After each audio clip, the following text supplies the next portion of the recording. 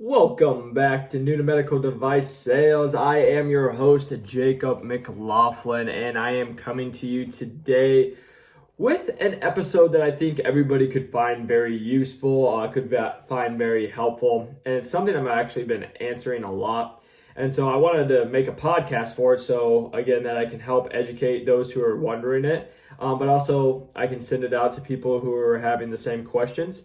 And it's what an average day looks like. And, I've kind of gone over, in my 3 months and my 6 months breakdown, but I really want to dive a little deeper on, what does an average day look like for a medical device sales rep? And before we jump into it, the big thing I want to talk about is, I'm in a certain division. Every division is going to be different. It doesn't matter if it's going to be capital, orthopedics, trauma, all the different areas. You can get into even more specific areas. They're all going to be different. They're all going to have their own pluses and minuses, challenges, hours. That's another one I get asked a lot is hey, what's an average lifestyle? What's that life, or what's the hours I work?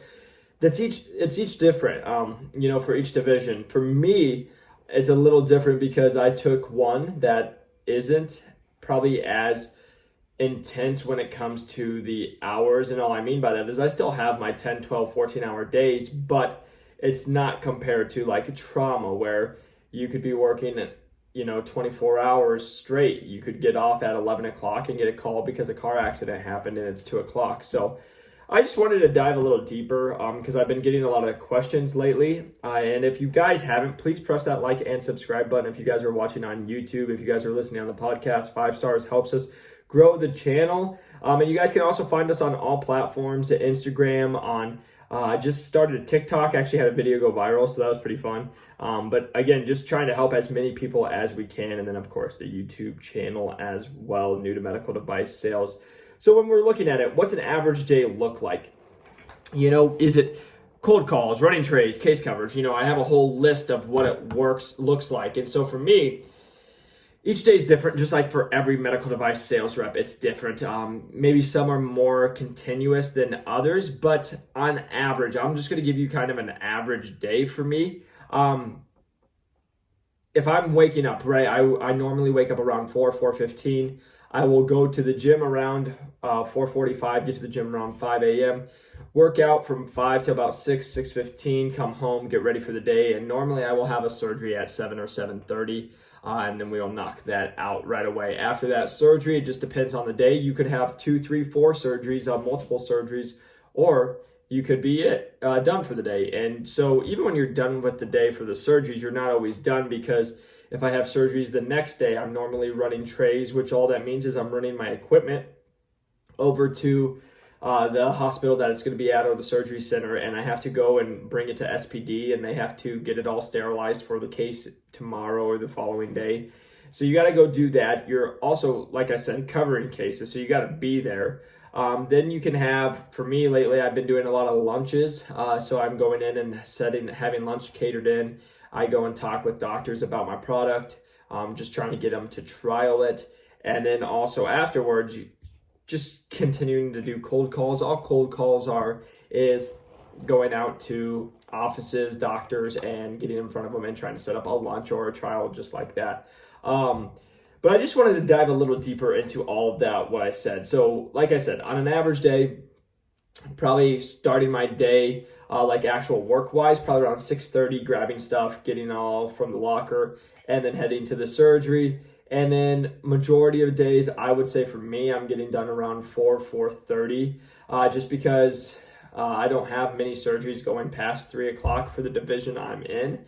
But that's not for everyone. There's a lot of people doing surgeries at 5, 7, 8 o'clock at night. So each one's different. And even with that said, I actually have a surgery scheduled for Friday at 5:30 this evening, or this week. So, it all changes up. You never know. I've been in cases on Friday nights at 8 p.m. as well, doing cases. So you just never know what you're going to get. But I wanted to dive deeper into what a cold call is, running trays, all that good stuff. But I just want to be as resourceful and as helpful for you guys. So like I said, there's some days I have 8 cases. I'm going crazy. I'm running trays the day before or the week before. I'm getting it all ready, and I'm covering, 4, 5, 6, 7, 8 cases a day, which just means you're basically just covering cases. You're just driving from hospital to hospital. Hopefully they're in the same location, but normally not, for me. And so I'll do a surgery, get it all set up, and then I'm running to go do the next surgery, and that can be a whole day. There's also times when we're doing that with your case coverage. I'm always on call. And so that's something I don't think people always understand is I always have my phone on me. I'm always checking it because an account can call me and they're like, hey, we are doing a surgery, we're having this trouble, or just even covering the territory. That's another thing I'm doing is, if I'm not covering cases, I'm covering territory. So sometimes my accounts might need some equipment or they might need some supplies. So now I got to go run the supplies over to them and doing that as well with my day. Looking at that cold call, I've dived a little deeper what a cold call looks like for you guys. But just understanding, you're just trying to get in front of the doctors. If I have a day where I have almost nothing going on, that's a cold call day for me where I'm going to some of the surgeries or surgery centers or hospitals, trying to get in there and try to see doctors that I normally wouldn't see. But then also going to their offices and just trying to get in front of them and trying to set up a lunch. A lot of times it's, trying to get past the gatekeeper, the people in the front, and again, setting up that lunch to get in front of those doctors. After you're doing that cold call, like for me, there's also, I mentioned running trays, which I kind of just already dove into. But again, just knowing some of your accounts will own the equipment already and some of them won't. So for me, I would say it's like 50-50. Some of 50% of my accounts own it. So when there's a case that schedules for that center or that hospital, I don't have to run anything because they own the equipment, which makes my life super easy. And again, that only happens when there's enough volume that it makes sense for the place to buy the equipment. And then if they don't, then it's running your trays. So if I have 3 surgeries that day, I have to run 3 trays minimum. A lot of times I'll even bring a 4th or 5th tray just because you never know. I've had it before where SPD messed up. We went to go do my surgery and we couldn't do my surgery because SPD didn't label it correctly. And now surgeon's not very happy, the patient's not happy, people aren't happy, but there's nothing I could have done, So just again, making sure that you guys are being prepared. So I now bring a couple extra. Then going into business meetings, again, that's not always just lunches when you're doing it. You're also like, I have weekly check-ins and monthly check-ins with my managers, my higher ups here being a brand new rep. So again, just working around, there's a lot of times I'll be doing a case and a calendar invite pops up and I have to go do a lunch meeting, or just not even a lunch meeting, but just a business meeting either that day or later that week or the following week. So you're just trying to balance those. And then sometimes you're actually in the hospital, you're in a case, and then you have to step out and jump on your business call so you can make sure that you're not missing anything. So again, it can be really hectic, but I just want to put that out there so you guys know what it kind of looks like. One last thing I have out here, again, this one will be a quick one for you guys today, is just putting out fires.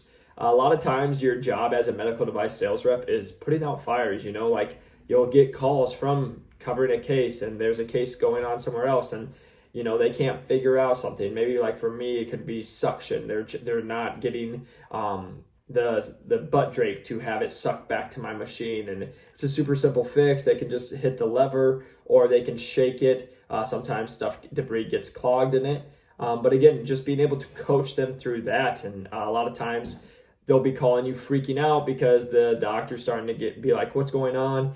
They don't know what's going on, so then they can call you all like freaked out or frantic, and you just have to be like, hey, it's all good, like we're gonna figure it out, try this, and you have to be able to just put out those fires that come out. And then also, just always doing your job of trying to grow the territory, but also defend your territory. Like just like I'm making cold calls, so is my competitor. My competitor's trying to grab people as well, grab doctors that are mine, just like I'm trying to get in front of doctors that are theirs and show our equipment off. So there's also those times that you have to be going around protecting your territory as well. So I know that was kind of all over the place, but what I'm trying to tell you guys when you're looking at what an average day in medical device sales looks like, there is no like same day. It changes all the time. That's why I love it. That's why a lot of people love it.